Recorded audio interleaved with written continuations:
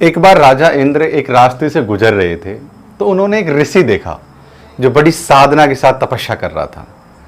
तो हमेशा इंद्र को यह डर रहता था कि कोई उसके राज्य को ना हड़प ले, किसी भगवान को प्रसन्न करके उसके राज्य को हड़पने के लिए कोई वरदान ना मांग ले। तो इंद्र ने सोचा कि इसकी तपस्या भंग कैसे करवाई जा सके। तो ऋषि के पास गया और ऋषि से बोला कि ऋषिवर, मैं कहीं जा रहा हूं और मेरी एक अमानत मैं आपके पास छोड़ के जा रहा हूं।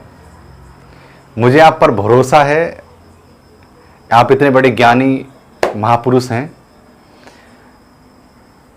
मुझे मालूम है कि वो चीज आपके पास सुरक्षित रहेगी।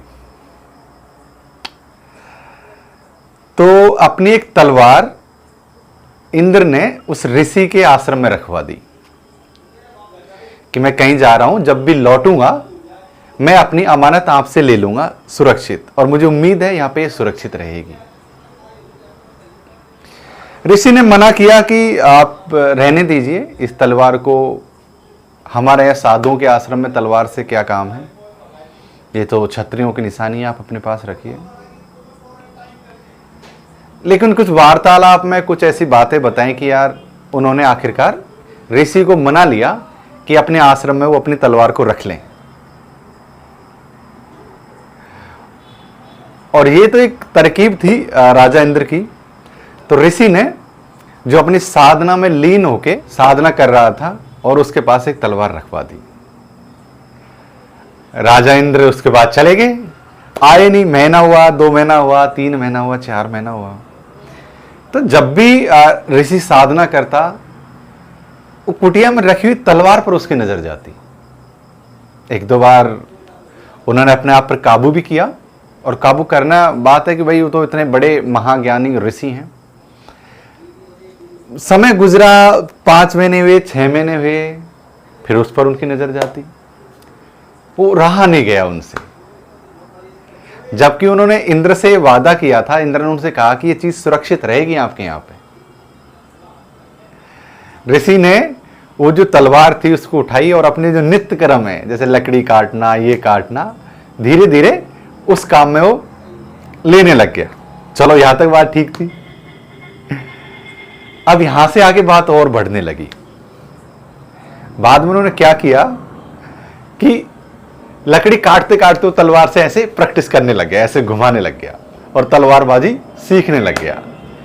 तो उन्होंने अपना मूल काम छोड़कर, तपस्या करना, साधना करना, आराधना करना, उस काम को छोड़कर वो इस नए काम में लग गया कि यार वो तलवार से तलवारबाजी करने लग गया। उसकी साधना भंग होगी, क्योंकि जो साधना कर रहा था वहां से उसका ध्यान हटकर उसका ध्यान यहां पर चला गया।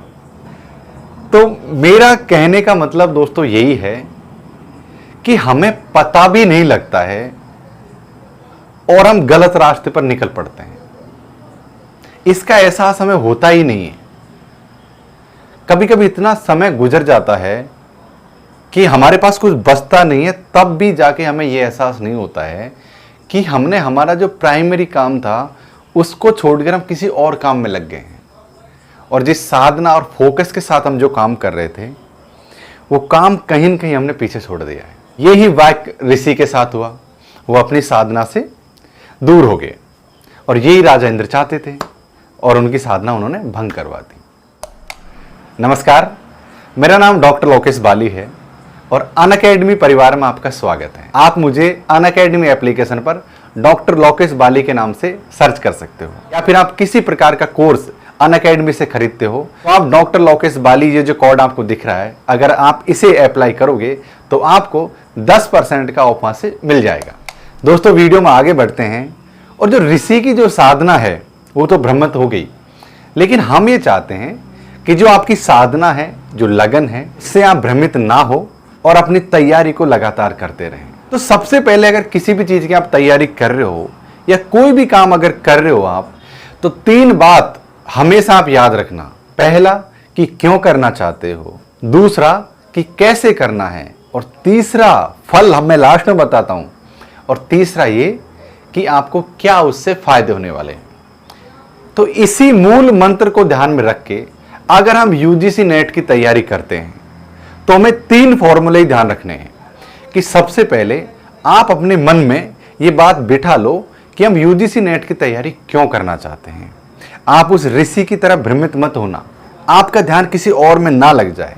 इसीलिए सबसे पहले अपने मन में ये बात बिठा लो कि मैं यूजीसी नेट की तैयारी क्यों करना चाहता हूं। और आप लोगों का जवाब निकल कर आएगा कि यार यूजीसी नेट की तैयारी करने से एक जो मेरा सब्जेक्ट है वो बिल्ड हो जाएगा, उस पर मेरी बहुत अच्छी पकड़ हो जाएगी और ये हायर स्टडीज का जो सिस्टम है उसको आप इसके माध्यम से समझ पाओगे। इसके अलावा आपके मन में विचार भी आएंगे कि यार इससे मैं कोई गवर्नमेंट जॉब लग सकता हूं, साथ ही आपका मनोबल बहुत ज्यादा बूस्ट होगा। मतलब ऐसे ऐसे बहुत सारे सवाल आप ढूंढ के लाओगे कि यार यूजीसी नेट की तैयारी में इसलिए करना चाहता हूं, तो बहुत सारे सवाल आपके मन में उमड़ घुमड़ कर सामने आएंगे।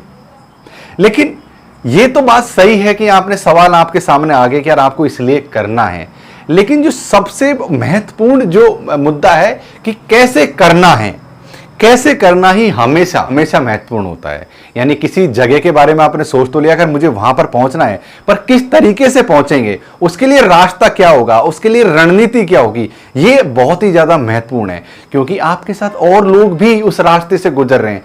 तो आप ऐसा कौन सा शॉर्टकट रास्ता अपनाओगे या फिर ऐसा कौन सा रास्ता अपनाओगे जिसमें आपकी जीत सुनिश्चित है, यानी सुनिश्चित है, आप उसमें 100% जीतोगे ही जीतोगे, आप कामयाब होंगे ही होंगे।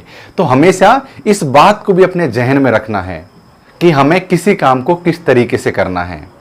तो इसके लिए मैं आपको एक रास्ता सुझा सकता हूं। एज ए बड़ा भाई मान लीजिए, एज ए छोटा भाई मान लीजिए, या फिर शिक्षक मान लीजिए, एक रास्ता मैं आपको सुझा सकता हूं। और वो रास्ता कहीं न कहीं वो ऋषि की जो परीक्षा थी उसी से रिलेट होके आता है। ऋषि हमेशा भटकता है, उसको नई चीज दिखती है, आकर्षित करती है और वो भटक जाता है, अपनी साधना को त्याग देता है। उसी तरीके से ये जो समय है ये बहुत ही ज्यादा महत्वपूर्ण है आपके लिए। ये समय ना भगवान की श्रेणी में रख सकते हैं समय को ना कोई खरीद सकता, ना कोई बना सकता कि यार समय किसी ने क्रिएट कर दिया हो, ना किसी को उधार दे सकता कि यार तू मेरा समय ले ले और मैं थोड़े दिन बाद मुझे अपने समय को वापस लौटा देना। या फिर हम इसे ना किसी को पैसे में दे सकते हैं कि यार तू चल मेरा इतने पैसे दे दे, यार मुझे अपना टाइम दे दे। ऐसा नहीं है, समय को कोई क्रिएट नहीं कर सकता। समय एक निरंतर चलने वाली प्रक्रिया है। इसमें हमें क्या करना है, हमें कौन सा रास्ता चुनना है और किस तरीके से हम उस समय का सदुपयोग करके सफल हो सकते हैं, ये सवाल सबसे बड़ा है। और ये ही सवाल है जो आपके और आपकी सफलता के बीच में हमेशा रहता है। आप इस सवाल को किस तरीके से सॉल्व करते हो, यही चीज आपकी सफलता से रिलेट होती है। तो मैं ऋषि की बात से इसको इस तरह से लिंक कर रहा हूं कि आपको बहुत सारे YouTube चैनल मिलेंगे, बहुत से लोग कहेंगे कि हम आपको इस तरह से पढ़ा देंगे, ये कर देंगे, वो कर देंगे। लेकिन भाई अपने समय को बचाइए। आप ऐसा कर सकते हो, आप अनअकैडमी ऐप पर यूजीसी नेट के कोर्स परचेज कर सकते हो। हमारे सभी सब्जेक्ट के, आप कोई भी सब्जेक्ट के क्यों ना इस वीडियो को देखने वाला, हिस्ट्री, ज्योग्राफी, इकोनॉमिक्स, कॉमर्स, आप किसी भी सब्जेक्ट के क्यों ना इस वीडियो को देखने वाले, आपको उस ऋषि की तरह भटकना नहीं है। बहुत से इंद्र मिलेंगे आपको भटकाने वाले। आपको सीधा अनअकैडमी ऐप पर जाना है, वहां पर आपको कोई भी कोर्स परचेज करना है, चाहे किसी भी सब्जेक्ट में आप पढ़ते हो। वहां पर आपको डॉक्टर लोकेश वाली ये वाला कोड अप्लाई करना है ताकि आपको 10% का डिस्काउंट मिल जाए।